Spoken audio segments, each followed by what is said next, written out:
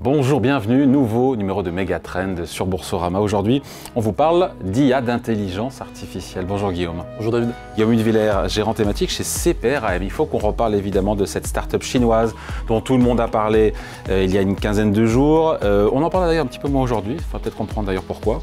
Et qui a quand même affolé, il faut le rappeler, la technologie américaine, notamment Nvidia, mais aussi d'autres valeurs en bourse. DeepSeek, ce robot conversationnel qui est capable de concurrencer, nous dit-on, ChatGPT, mais pour beaucoup moins cher. Déjà, DeepSeek, c'est qui ? Alors DeepSeek, c'est un laboratoire d'intelligence artificielle chinois qui est composé d'environ 150-200 chercheurs qui a été créé par le fondateur d'un hedge fund, donc un fonds spéculatif quantitatif. Donc c'est des gens qui ont les poches quand même relativement bien remplies et qui ont pour mission de faire avancer l'intelligence artificielle un peu communautaire, c'est-à-dire en open source. C'est une entreprise qui s'était déjà fait remarquer en décembre dernier, puisqu'ils avaient annoncé leur modèle DeepSeek V3, qui vraiment venait à concurrencer le ChatGPT 4o, celui qu'on utilise un peu au quotidien, mais de façon beaucoup plus efficiente. Ils demandaient entre 15 et 20 fois moins d'énergie pour être alimenté.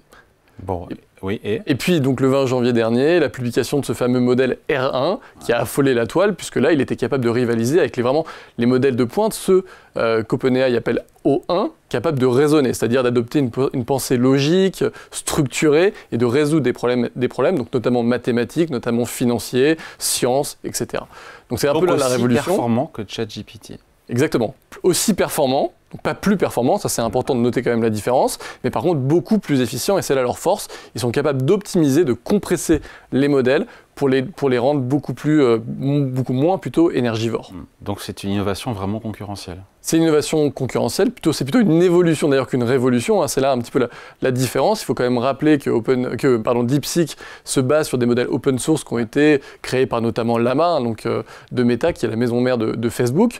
Donc ils ne sont pas, créés tout seuls, hein. Ils sont dépendants de la chaîne de valeur, c'est-à-dire Meta, Nvidia évidemment pour l'entraînement des modèles sur des GPU. Donc ces fameuses cartes graphiques dédiées au calcul algorithmique.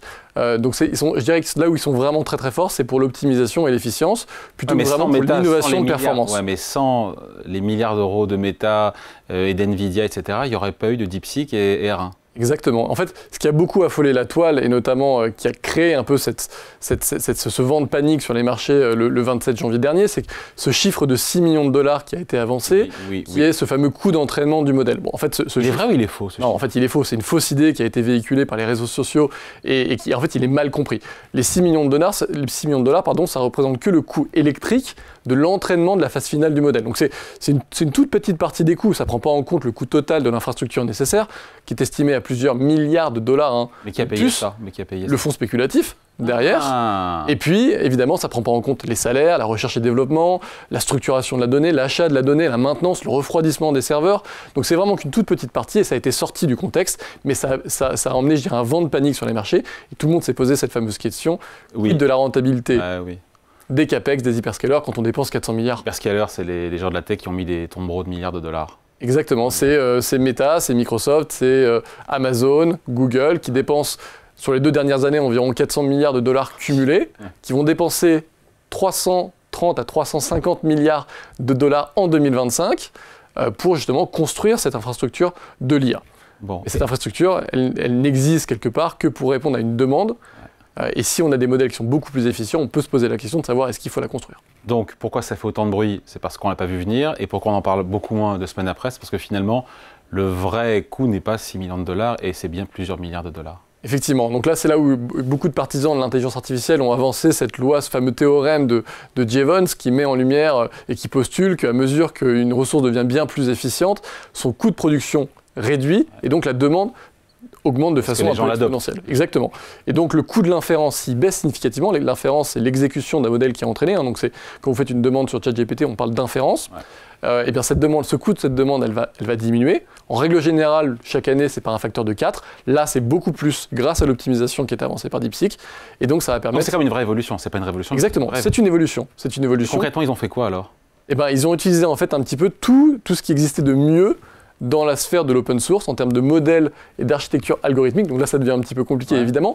Et ils ont innové là-dessus pour comprimer le modèle. En fait, en reprenant le travail des autres. Exactement, en reprenant le travail des autres. En fait, ChatGPT, il tournait sur un modèle qui faisait à peu près 1700 milliards de paramètres, donc c'est quand même assez colossal, c'est très granulaire en termes et très complexe. Et eux, ils ont réussi à comprimer pour garder le même niveau de performance, mais avec quasiment 2 fois moins de paramètres. Et encore, pour la partie inférence, c'est encore beaucoup moins. Bon, donc l'hégémonie, c'est ça une des questions stratégiques, savoir si l'hégémonie américaine dans l'IA, est-ce qu'elle est menacée? On dit non, on dit c'est trop tôt pour le savoir. On dit non. Par contre, je pense que clairement, on se retrouve avec un peu une rivalité entre l'open source et ce qu'on appelle les modèles plus fermés, hein, notamment comme OpenAI, comme Anthropic, etc. Donc il va y avoir une rivalité en termes de performance, en termes d'efficience, d'innovation dans cette sphère. Et puis, moi, je pense que clairement, on s'oriente vers un marché un peu à 2 vitesses. On va avoir une commoditisation des modèles, je dirais un peu bon marché aujourd'hui, comme ChatGPT 4o ou comme ce fameux DeepSeek V3, qui sera suffisant pour demander la recette d'une tarte aux pommes ou une question sur l'encyclopédie. Par contre, dès qu'on va avancer sur des modèles beaucoup plus complexes, pour résoudre justement ces tâches complexes, on va avoir besoin de modèles, évidemment, avec une architecture différente, capable de raisonner, d'adopter une structure logique, hein, je le disais tout à l'heure, de résoudre des problèmes. Et donc là, je pense que clairement, pour le moment, les modèles fermés sont plutôt toujours leaders dans ce segment-là. Voilà. Après, preuve que la tech y croit, Guillaume, toujours, vous l'avez dit, c'est encore des centaines de milliards de dollars qui seront investis. Cette année, il n'y a pas eu de coupe dans les budgets, bien au contraire.